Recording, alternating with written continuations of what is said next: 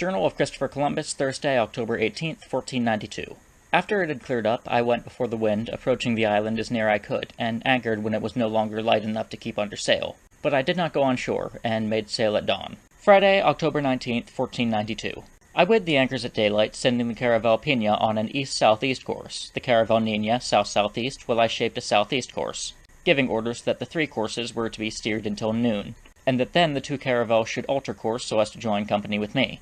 Before we had sailed for 3 hours, we saw an islet to the east for which we steered, and all 3 vessels arrived at the north point before noon. Here there is an islet and a reef of rocks to the seaward of it, besides one between the islet and the large island. The men of San Salvador, whom I bring with me, called it Salmete, and I gave it the name of Isabella. The wind was north, and the said islet bore from the island of Fernandina, whence I had taken my departure, east and west. Afterwards we ran along the coast of the island westward from the islet, and found its length to be 12 leagues as far as a cape, which I named Cabo Hermoso, at the western end. The island is beautiful, and the coast very deep, without sunken rocks off it.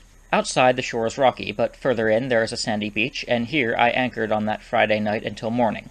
This coast, and the part of the island I saw, is almost flat, and the island is very beautiful, for if the other islands are lovely, this is more so. It has many very green trees, which are very large. The land is higher than the other islands, and in it there are some hills which cannot be called mountains, and it appears that there is much water inland. From this point to the northeast, the coast makes a great angle, and there are many thick and extensive groves. I wanted to go and anchor there, so as to go on shore and see so much beauty, but the water was shallow, and we could only anchor at a distance from the land. The wind also was fair for going to this cape, where I am now anchored, to which I gave the name of Cabo Hermoso, because it is so.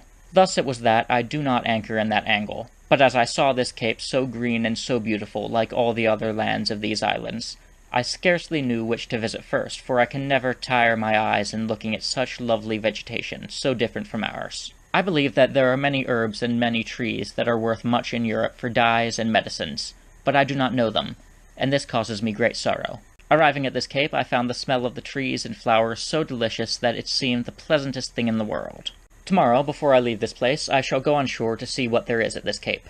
There are no people, but there are villages in the interior, where, the Indians I bring with me say, there is a king who has much gold. Tomorrow I intend to go so far inland as to find the village, and see and have some speech with this king who, according to the signs they make, rules over all the neighboring islands, goes about clothed, and wears much gold on his person. I do not give much faith to what they say, as well because I do not understand them well, as because they are so poor in gold that even a little that this king may have would appear much to them.